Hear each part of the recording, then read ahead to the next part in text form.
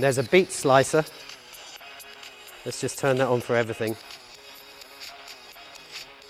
And a variety of DJ effects.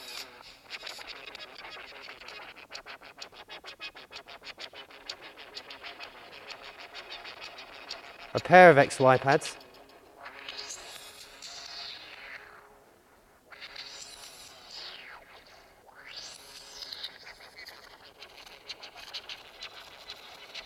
Real-time control over distortion, delay and a filter. And lots of various single hit samples.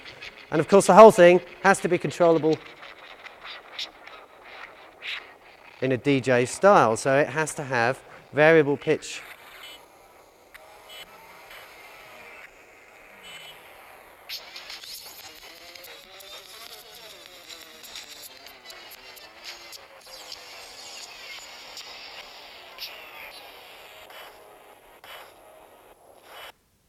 So, now that is, well, it's a very nice looking interface, I know. The people at SEPA have done a very good job with this. And you wouldn't think it was running PD. Now compare this beautiful interface. Compare and contrast. We have a beautiful interface here.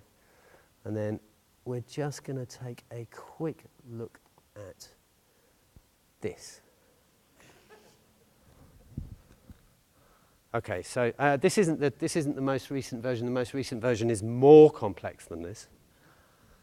And what do we have here? Well, it's entirely written in libpd, so it's entirely written in PD vanilla with 3 objects I made to do the filtering and do some numerical organization. It runs on an iPhone. You wouldn't believe how low the amount of power you can get out of an iPhone is. They seem like the most wonderful device ever invented. The most beautiful screen, the best graphics, very slick interface. Underneath this is a 800 megahertz ARM chip, so it's really nothing special.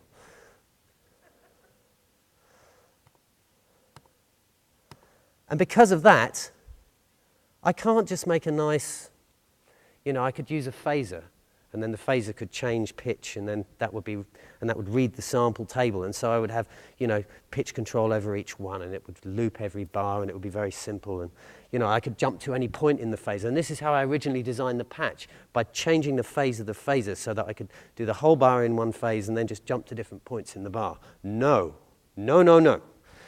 125% of the CPU was being used, so the entire system is devised from a single phaser scanning the whole bar. And that's all the independent beat slicing for every single channel. So while channel 1 might be playing beat 1, channel 3 might be playing beat 7 in reverse. And there it is, a single phaser. So how do you make something like this work on an iPhone? The answer is you do ridiculous things like adding and subtracting different values. Like here's one of the things. This is the looping function that I showed you at first. This thing on the left is actually the looping function. Like I say, it's got a considerably more complicated for the present version. Down here is the beat slicer. And these are all just generating numbers that get added or subtracted to the phaser or multiplied the phaser by it. So down here we've got some signal at last. There's the reverb. This is totally the opposite to what I'm used to. I'm used to being able to wrap things up in nice little boxes and make them so that they work. And you can just turn them on, and you get a sound, and you know what that sound's going to be, and there's predictability behind it. No, no, no, no, no. This is probably the hardest thing I've ever done. And just to give you, once again, a sense of scale, I'm just going to zoom out. It's a bit like Google Earth, this patch. There we go. That's the whole thing. Well, what this has done is it's opened my eyes to all my bad habits in terms of making digital musical instruments in pure data, because I was putting everything in a subpatch. I was making little nuggets of mathematics and then encapsulating them in a subpatch, and then that was working, and I know I was not able to put more than about 4 of them on the screen before my CPU overheated, but never mind, I'm only going to use 3 in performance. So I was just falling into all of these bad ways of working. And so what this has actually done for me is it's made me realize not only that perhaps there is a future in creating standalone musical instruments using pure data that run on a separate device, and I do think this is a very interesting development. Maybe I wouldn't produce a DJ sort of dance music application, but maybe there's much more potential for more open-ended applications to be created. But also that I've had to revisit my programming skills. And so now I've begun to revisit MetaStudio, make the patches more efficient, make it possible to use different versions of the patch that use less CPU in performance time, and so on and so forth. And so what really the lesson of this is that you can create some wonderful self-contained systems within pure data, but eventually you're going to have to make a deal with the devil and learn how to program properly. What are we up to? That's good. I may underrun. So it's a commercial project. That's the other thing. You make a commercial project and there's no little glitches that you know about, and it doesn't really matter because you're taking it on stage and you know where the glitch is, so you can just move your mouse and sort of tweak that little thing like I did just there. It's got to work, and it's got to work the same way every time. And they're going to sell records through this as well, so I actually have to make this work, and I have to make it work unglitch-wise. It has to be flawless.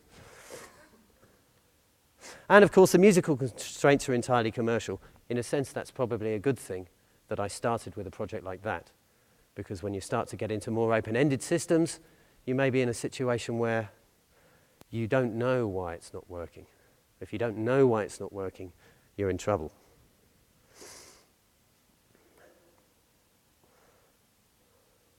Oh, and created almost entirely in vanilla PD with a few objects of my own. But, I mean, I learned how to write a filter this year, but the filter I've written uses almost no CPU at all. That's the beauty of it.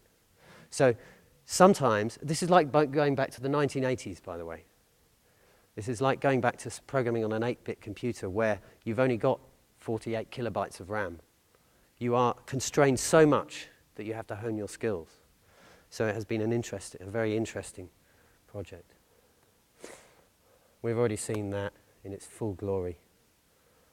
Single phaser object that cuts CPU usage from 118% to 70%, and also unpacking all the objects into one level. This means you can't edit it. It takes 5 minutes to move 10 objects. PD just seizes up. But the irony is that the fact that you can't edit it also makes it incredibly efficient when it's running. And of course, you can run PD without the GUI on the computer. So it is possible also to use that principle for live performance. One of these days, I'm going to buy a nice new MacBook Pro, and then all this will go out the window because I'll have oodles of CPU to use. Pourquoi c'est difficile? There's what I just said.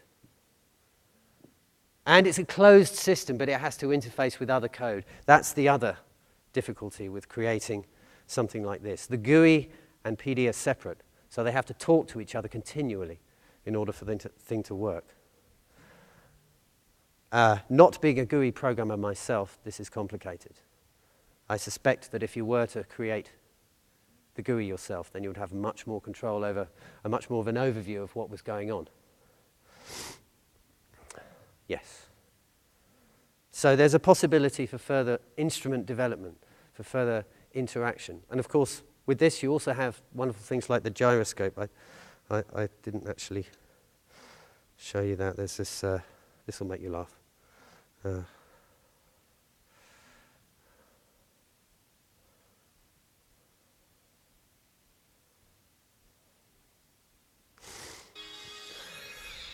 Okay, we'll turn all the effects on again.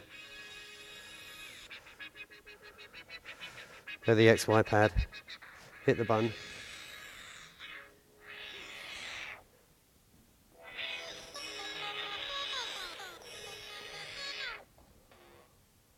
Yeah.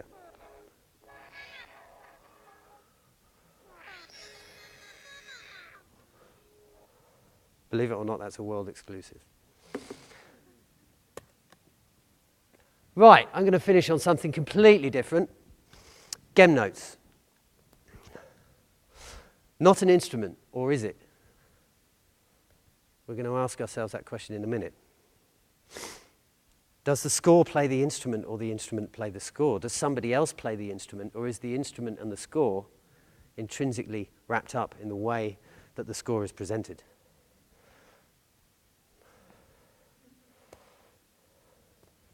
So this is a generative piece of software that can be used to generate scores in performance. And what I'm trying to do here is blur the boundary between the instrument, the score, the performer, the composer, to blur it completely. And possibly even to use the performer as a feedback device. So in jazz improvisation, the tradition is to get a motif. It might be T for two, and two for T, and to take that and riff on that, to modify that, to constantly modulate that, and to change it. Now, what if you were to be able to do that with a classical performer, and have the classical performer be presented with a score which they're comfortable with? They've used scores, they know what scores are, they know how to read them. And for that score to be played, and then for all of its inflections and alterations and subtle nuances to become embodied in another score. Or alternatively, what about taking a score and deconstructing it entirely so that the score itself becomes a flexible plastic system?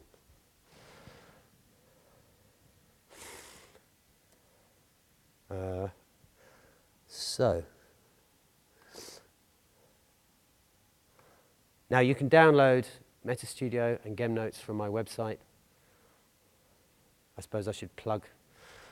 This will be available from the iTunes store in late May, or maybe early June. We're not sure yet. And Gem Notes itself is available, so I will not go through the demos. What I'm going to show you is the first performance system. There we go. So, we're going to start now.